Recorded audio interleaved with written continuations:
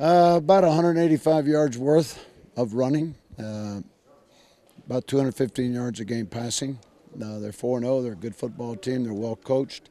They pride themselves on the physical toughness of the play because of the style of play that they run. Kind of a gap blocking, zone blocking team, big guys up front, good solid passing game. So we got our hands full, but we're looking forward to the challenge on Saturday at noon finally. Other than the Auburn game, how much can you glean from their other opponents? Oh, yeah. And these other guys got after them pretty darn good. You know, South Alabama, even in this last ball game, for a good while, hung with them and disrupted them and did the things that you like. Troy's always a challenge to anybody in the SEC for a good while on their game film. And then the other one was, Jackson State. Jackson State. They all played them pretty good. But they're a good football team. They're a complete team. I know on our side we're trying to attack. Got a veteran quarterback who's throwing the ball perhaps better than they did this time a year ago. Mix that with the good, solid, tough-nosed, hard-nosed approach of the coach and the way they like to play, and so they'll bring it. What were the things that South Alabama did that disrupted them that impressed you? Those guys just came off the ball and disrupted their basic runs. Played similar fronts. They're a four-down team. Got after their front four a little bit, their front offensive five, and caused them some concern for a while till they figured it out and then kind of got in the groove and put them away pretty good the second half. But for a good while, they really hung in there well. You mentioned the other night that South Carolina sort of decided at the half to run right at you guys. Yep. How much did you miss the size of Mr. Cobble in that instance? You know what? If we had to say who probably played the best of all of our D linemen the other night, it's probably Tristan Johnson. The guy played like a champion. And so he really wasn't the issue. Again, I think we're young at linebacker. We have to keep properly, you have to diagnose. It's always somebody on almost every play that's a little bit different. It's not just one guy, not just one area in this run game business that we're into right now. But, if I'm them, that's what I would have said. Hey, with 26 yards rushing at the half, what's wrong with that picture? So they kind of abandoned what they had worked on, for weeks and kind of got back into old-fashioned Steve Spurrier, rock 'em, sock 'em, and it worked.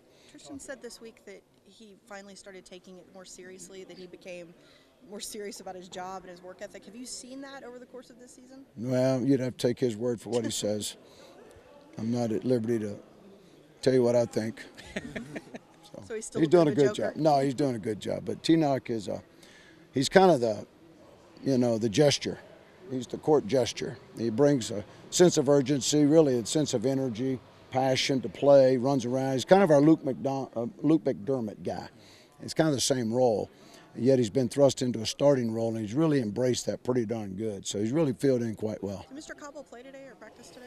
Yes, he participated, and so he's still a little bit day-to-day, but we'll be looking forward to getting his big tail back in there. You talked about third down conversions, and how much of that goes back to allowing 4.7 yards per carry on first down? Well, I'll tell you what, we had 6 first downs that we did not stop them in that were all under third down and 1 and 2.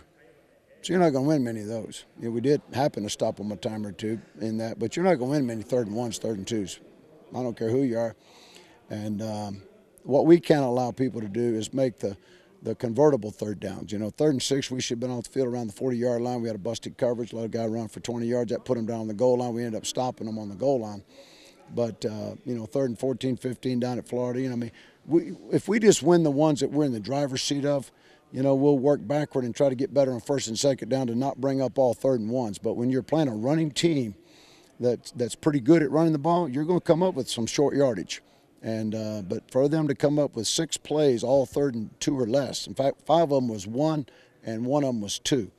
And I don't think we stopped them, but maybe 1 of those. So we got to get better, but that's hard to get better at that far, The thing to get better at is, like you say, on 1st and 2nd down, we're not averaging 5 yards a run.